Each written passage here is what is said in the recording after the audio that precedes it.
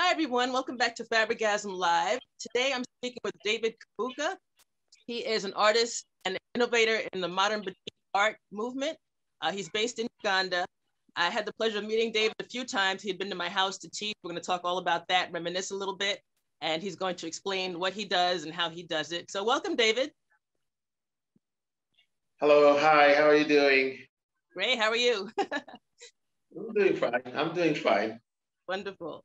So David, start by telling us a little bit about your own art background and then get into the modern batik art and what that is and what it means.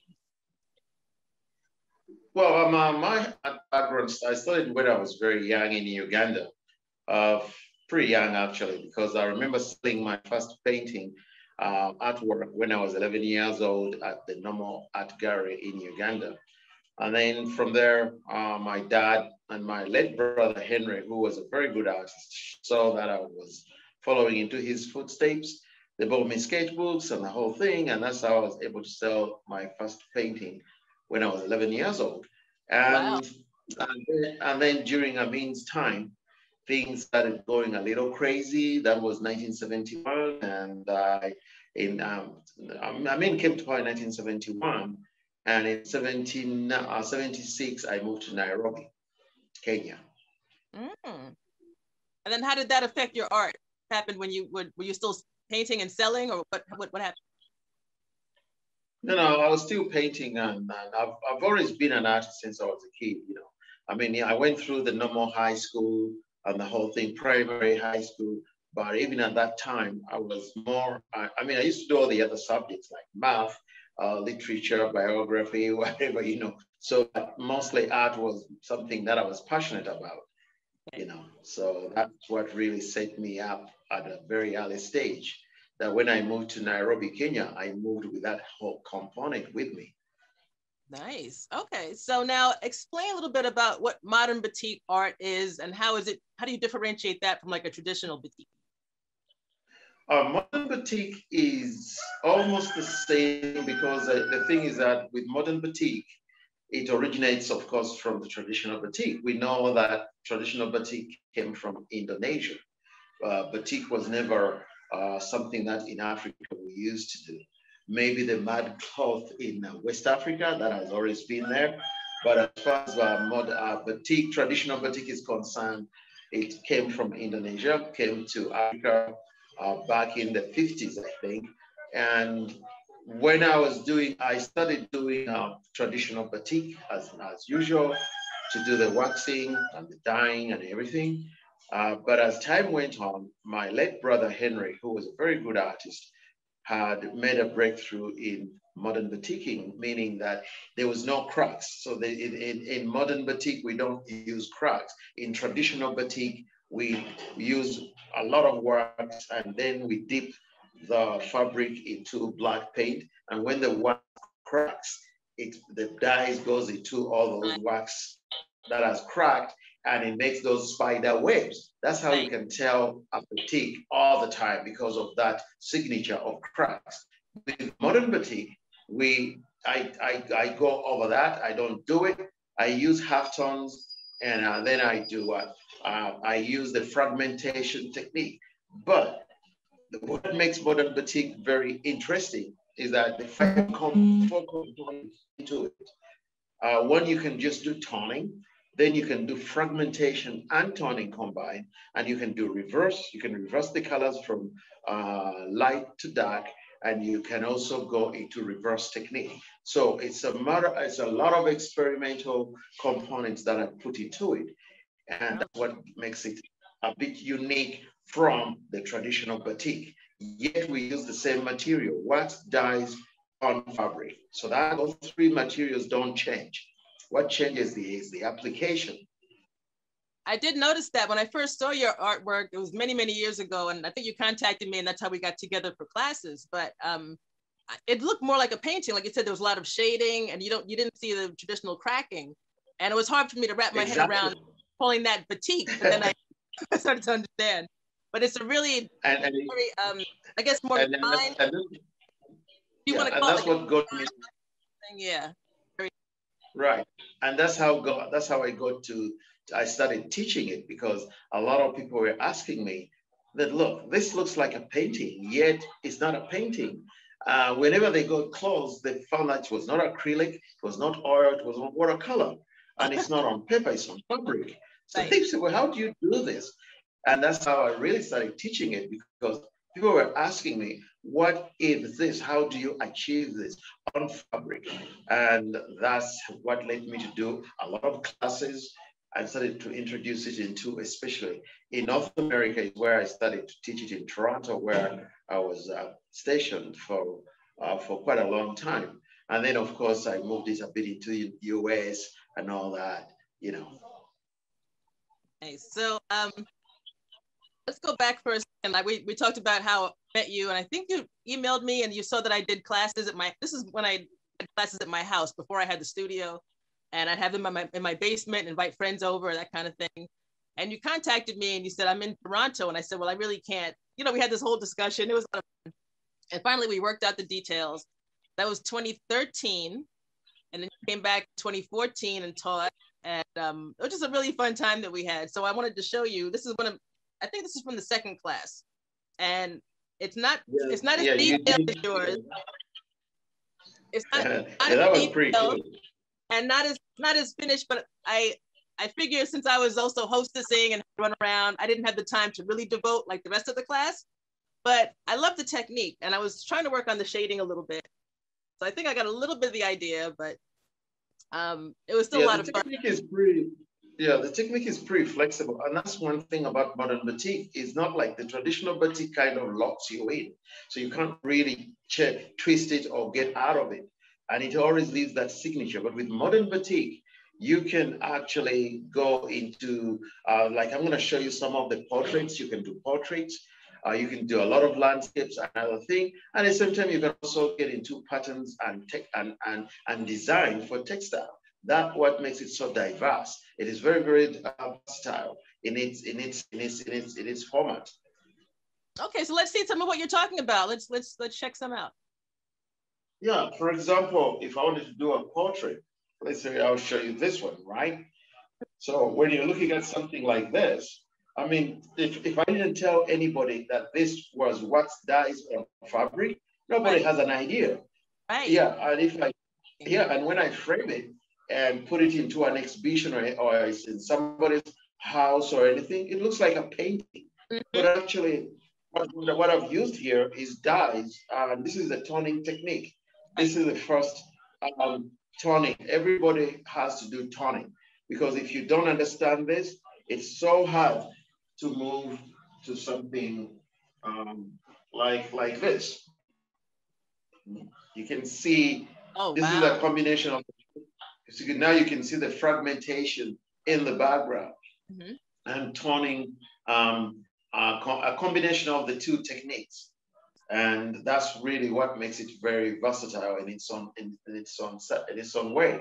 And so there is this one as well.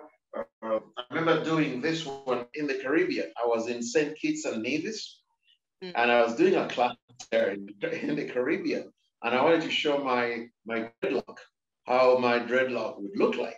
So I came up with my dreadlock lady, I love and and everybody was like, "Wow!" I said, "Yeah, you can achieve anything in this technique. That's what makes it so unique. In fact, what you see in the background again is a combination of fragmentation. This is all the fragmentation in the background, and then you can see the toning and fragmentation in the toning at the same time.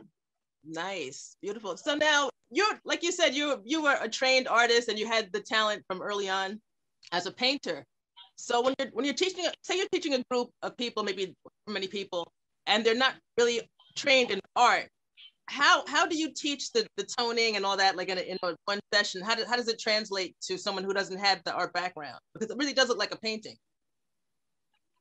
No, no, I mean that's the beauty about modern batiking is that, for example, I've taught in Uganda, I've been teaching recently the deaf, the hearing impaired, the deaf children, the youth, and they can't really hear, but I have a sight teacher who communicates with them, and then relay it back to me, and I explain to them, and they can pick it up. I've taught it from grade 6 to grade 12. I've taught seniors, adults. And the beauty about it is that you don't have to know how to draw. When you draw it, when you know how to draw, it just helps. But it's very easy to pick up because of how basic it is. And if you can't draw portraits like the ones that I just showed you, you can actually do patterns, you can do designs. And I'm going to show you some of those designs and see how basic that really is. Okay, that sounds great. So I'm looking at the faces, I'm thinking, how can someone achieve that? But the geometrics, oh, well, somebody has to take, for example, the beginner's class, which is mandatory for everybody, and that's the beginners. Then I have the intermediate, then I have advanced, then masters. So there are all these components which go into it. In fact, most cases, what I do now, I teach classes a component called train the trainer, because I can't be everywhere. So I train a number of, if you take all the 4 components, then you can become a trainer yourself, and you can actually teach it, and you can produce work yourself in the 4 techniques that I've mentioned: beginners, intermediate, advanced, and masters. Because those are the 4 different techniques within the modern batik component. Beautiful. Okay, so now you said we had some textiles, I think, some as opposed to the textile, for example, these were printed in Toronto. So what I do something like a template I showed you, and then this is printed on silk, and these are like African masks and a drum. Beautiful. And this is now printed on a certain silk, but you can print it on cotton. You can print it on denim. You can print it on plastic, because with digital printing, you can actually do so much. And then you put it into a repeat pattern. Basically, this is it. And this is which is really replacing the silk screen, because silk screen takes so long, and very few people can. But with digital printing, it's instant, and you can change all kinds of materials. I mean, look at this one. Beautiful. You can see this now. These are just patterns. I don't have to draw portraits. There are no portraits, no landscape, nothing. Just that's patterns. more my speed, David. Yeah, you know. Yes. Very nice. So now this digital print, David? Yeah, this is now the.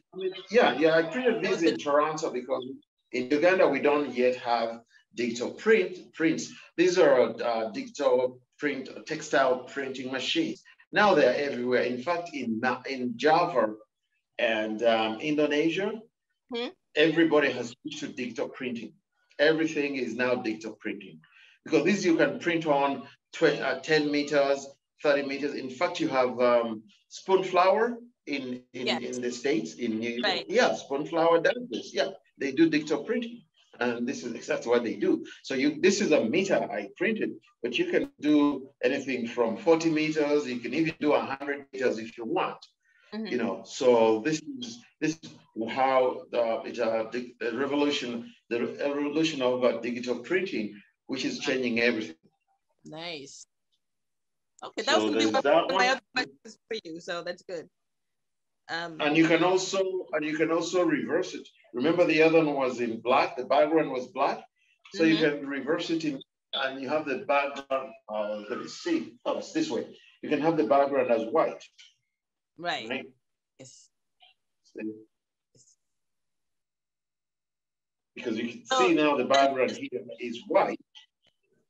So right? David, digital, you just work out your repeat and then you send it to them and they print it as whatever yardage you need. Is that how it is?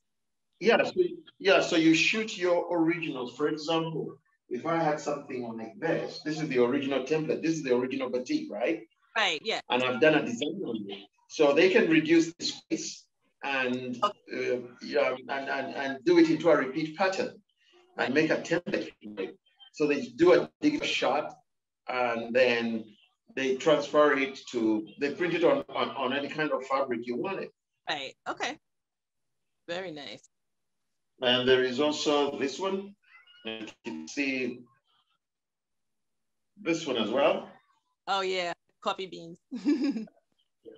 Yeah, so this is another pattern you can do in textile. So textile is pretty good for people who can't draw portraits or who don't want to get into landscapes and other things. So they can do patterns with portraits and end up printing something in this technique, because you can see all the fragmentation actually in everything and in the background. Right. Beautiful, beautiful. Thank you. So now, let's talk about your teaching for a minute. I know you've taught all around the world pre-COVID, and everybody's had to shift when you're, art teacher, quilting teacher, whatever. How has it been for you? You've been active. Are you able to pivot pretty well, or how's it working? Well, yeah, thanks to Zoom, and I think so because it came out at the right time. I mean, as everybody was adjusting to COVID and people were working from home, people were not going to the office. So I was able to teach actually classes like last year, the summer camps I was teaching every summer in Toronto, and I couldn't fly there this last year. We held a Zoom class, and I was teaching about 25 students from my small Galaxy 8 Samsung.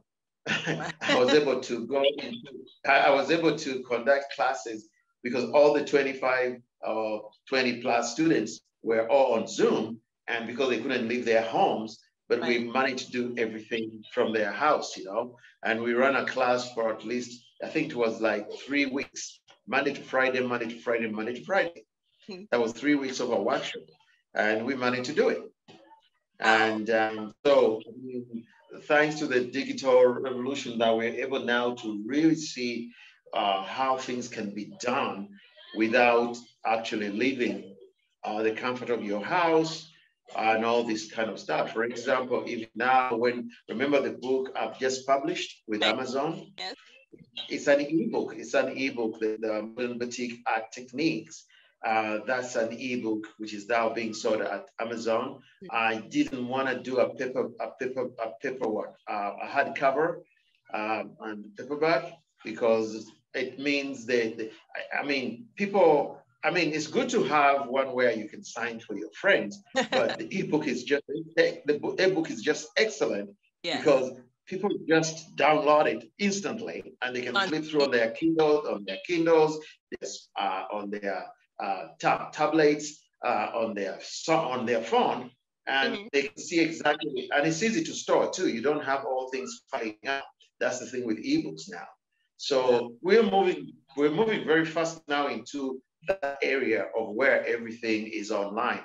The internet of everything is here, and it's everything is going to be online. Period. Yes. Yeah, that's where we're here already. Exactly. So how do you handle? For your online class, basically just send a supply list and they just order their supplies online, or do you kit anything for them? How does that work? No, for example, on my website, I have tutorial classes for beginners class, which was recorded there. And a number of people have downloaded it and they go to Amazon. They can order there is a page which explains the dyes, the fabric, the muslin. It's just muslin, and people can order that, the brushes, the wax, the candle wax, everything which you need to actually start a class in your home, in your comfort. It's all online now.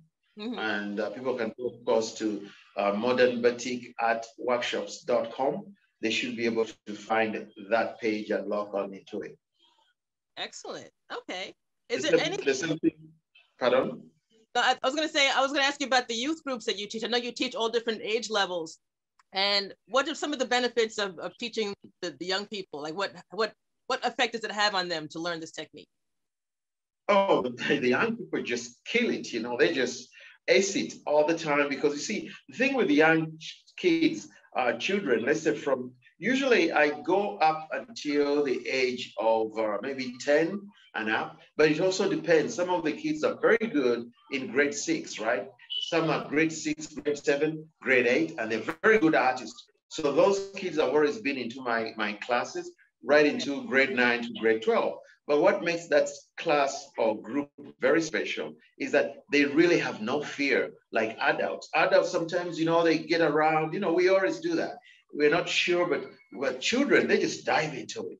And then they just dive into it and they just change the whole component. So I've had so much fun, especially the high school. That has been my largest number anywhere in East Africa, in North America. It has been a lot of youth because they can learn this technique, and actually I also have the opportunity to learn from them because they make so many different subjects in modern batiking that I'm not able to do. And I can even see how the octopus look and butterfly in modern batiking, because I don't do butterflies, but they do a lot of things. They can do beetles, they can do ants, any subjects, they just dive into it in their composition and ace it. The adults do pretty good, especially the seniors. They use it. The seniors love it for therapeutic. It's so therapeutic. Yes. Working on fabric. Oh, it's just amazing. And that's one thing I love teaching it too. Because after the class is done, I feel like I've just been in a workout. The mind, the whole process is very therapeutic. Yeah. Nice. Okay. So when we talk about traditional batik, and we've moved into modern batik, and you've added your touches to it, what do you think might be the next generation, or what do you see coming? Maybe with some of the youth that you've taught, or do you see any other little different, like, the technique that might continue? Yeah, yes. I think the youth and people who are practicing into it, they're going to push it to another level, because the good thing with modern batiking is that everybody, after you've done it, and I mean, practice is perfect, right?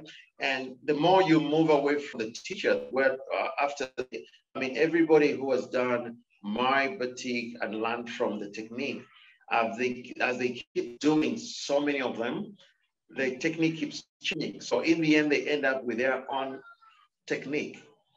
So it's still a very, very evolving technique, because it doesn't lock you in. It's very open. So people can still add on and make breakthroughs in different appearance or effects, how they really apply dyes and wax on fabric. That's what makes it so interesting. It's not like the tie and dye. Tie and dye, you can only do it and you stop. You can't push anymore. Everybody will know that's a beautiful tie and dye, but it's still a tie and dye. And if it's a traditional batik with the cracks and everything, they'll know that's a batik. But with modern batik, I have to explain to somebody, oh, no, that's batik, that's not painting. It's not acrylic. It's not watercolor. So that's what makes it so competent. Yeah.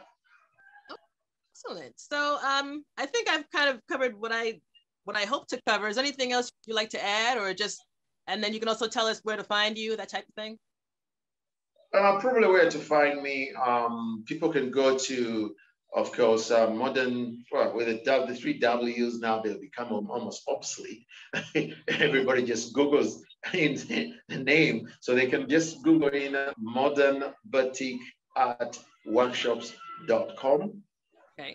And they can go to my website, and actually everything is listed there. My online ebook is there.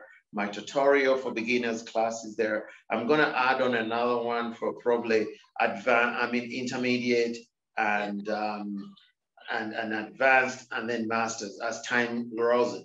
But it's the beginners class which is key, because from that alone you can produce the toning technique, which is key to the other three components. Excellent. So I was looking in again, just looking back to when you taught at my house, and the second time was actually May 4th and 5th. So this week would be our 8th anniversary or 7th anniversary of you teaching at my house. Happened to be those dates. 8 years have already. Now I was saying that 8 years have already rolled by. We did one 8 years ago, the first, and then we did one 7 years ago. So we had to do a virtual through the studio. I know in New Jersey. I remember coming over to your where you had the studio in the basement. Right. That was awesome. And then we had to go get the rice from the store. I know. Yeah, I mean, these are all the materials, and now the thing that we use rice cooker to melt the works because it's very safe. There is no smoke. Before people used to use it on gas and all that, hot plates. No, no, no. That's more. It's not really good, especially when you're teaching in high school. You can't have smoke because wax is paraffin wax is what we use. So, but when you use it in the rice cooker, it maintains that um, temperature which you really want, and you wouldn't know that you're even using wax. Right. I remember So we were in the pretty, basement and it was very clean. There were no fumes. It was perfect. So, and we had a big group. I think we had like 16 or 20 people at one point. It was fun. yeah, exactly. And what makes it so interesting is that you can work, and it's not messy. The traditional batik is messy because you need those big pails or buckets in where to dip it in when you've made all the cracks. So you have to wear gloves and all this stuff, and then you have to really, it gets messy. But this one, no way. It's like you wouldn't know that even people had done a workshop. Right. And I remember that was my main concern. I'm like, well, how messy is this, David? People were like, no, it's clean, it's clean. And I said, but it was barely any cleanup. It was great. We had a really good time. It was fun. Yeah, it was fun. I would like to do it. I would like to do it sometime in the future. We don't know. Let's see how COVID. Once everybody is vaccinated and we're able to move again, because I mean tutorials are good online and all this kind of stuff, but hands-on, nothing can beat a hands-on class. It's so different. I mean, Yeah. I always meet them because here you have that interaction where somebody can ask questions, can I do all this kind of stuff, and you're able to assist them right there and then. And that's what really takes away from when things are on video and you're learning from video. You have to play it again and again. And so hands-on that won't be replaced by machines for some time. Right. But so now when you start working on your US itinerary in the hopefully near future, keep me in mind and we'll do a New Jersey stop and we can put something together. That'll be cool. Yeah, especially because what I do, because I was in Toronto, I was in Canada for almost 40 years. And after, when you start getting a bit older and the snow, the winter, you can't run to Florida like those snowbirds from Canada all the time. You kind of say, you know what, let me try back home. So here the weather is just perfect, but I only go to Canada in summer. That is June, July, and August, 3 months. And I can hop into Toronto and I can hop into anywhere North America is North America. Right. Once you fly, you can fly anywhere. I mean, I'm flying all the way from Uganda into North America. So I can hop into New Jersey, I can go to Los Angeles, Florida, anywhere. I mean, nice. Once I'm there, that's it, yeah. Sounds good. Yeah, we have to definitely do that. 8 years is a long break, so we have to get back to it. Oh yeah. Yeah, I mean, it'll be fun. It will be fun, especially now with the digital printing machines, because once the participants have done their patterns, then they can shoot them into a digital file, and then they can send their templates to Spoonflower or any other companies which I know are there, and they can roll off their costumes from your class. I mean, they can print out whatever they want and, start stitching those who want to stitch or do whatever they want to do. Mm-hmm. So now the whole line is extended from learning, producing your template, the techniques that you want to do, patterns or designs, and then to actual printing and having it on fabric. And that's what makes it so beautiful now. Yeah, those pieces were gorgeous. So that sounds like a plan. Okay, so is there anything else you'd like to add? If not, then I know you've got things to do and that whole thing, but it's been great talking to you and catching up. Okay, it's a pleasure. It's a pleasure, Lisa. And wow, it's great. We should always touch base this way. It's unfortunate that I'm not going to be into your other class, but there's all the same here what I have to say. So, and we work it out. Technology, so we do the best we can. So it's great. Yes. Exactly. Super. Okay, well, thank you again, David, for your time. Okay, and if I can, I'll try to listen in if I can. Sounds good. I can't see the that may listening. Okay, thank you, Lisa. Great, thanks, David. Bye.